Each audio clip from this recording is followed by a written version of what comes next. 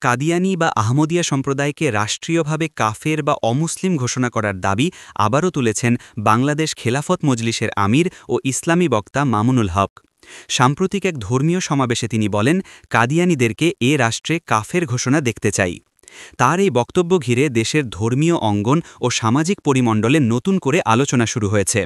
সমাবেশে মামুনুল হক দাবি করেন, কাদিয়ানী সম্প্রদায়ের বিশ্বাস মূলধারার ইসলামী আকিদার সঙ্গে সাংঘর্ষিক। তার ভাষায়, মুসলিম বিশ্বের বিভিন্ন দেশে কাদিয়ানীদের অমুসলিম ঘোষণা করা হয়েছে। বাংলাদেশেও একই ধরনের আইনগত সিদ্ধান্ত নেওয়া উচিত। তিনি বলেন, এটি শুধু ধর্মীয় অবস্থানের প্রশ্ন নয়, পুরো মুসলিম সমাজের আকিদা রক্ষার বিষয়। অন্যদিকে মানবাধিকার সংগঠনগুলো বলছে, এ ধরনের বক্তব্য সংখ্যালঘু সম্প্রদায়ের প্রতি বৈষম্য ও সহিংসতার ঝুঁকি বাড়াতে পারে। তাদের মত, সংবিধান অনুযায়ী বাংলাদেশে সকল নাগরিক তাদের নিজ নিজ ধর্ম পালন করার পূর্ণ স্বাধীনতা ভোগ করে।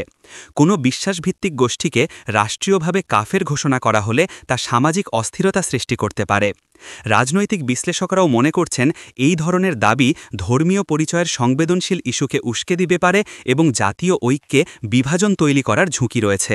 রাষ্ট্রীয় পর্যায় থেকে এ বিষয়ে কোনো আনুষ্ঠানিক মন্তব্য পাওয়া না গেলেও সরকারের কিছু দায়িত্বশীল সূত্র জানিয়েছে, ধর্মীয় পরিচয় নির্ধারণে রাষ্ট্র সাধারণত সতর্ক অবস্থান নেয়।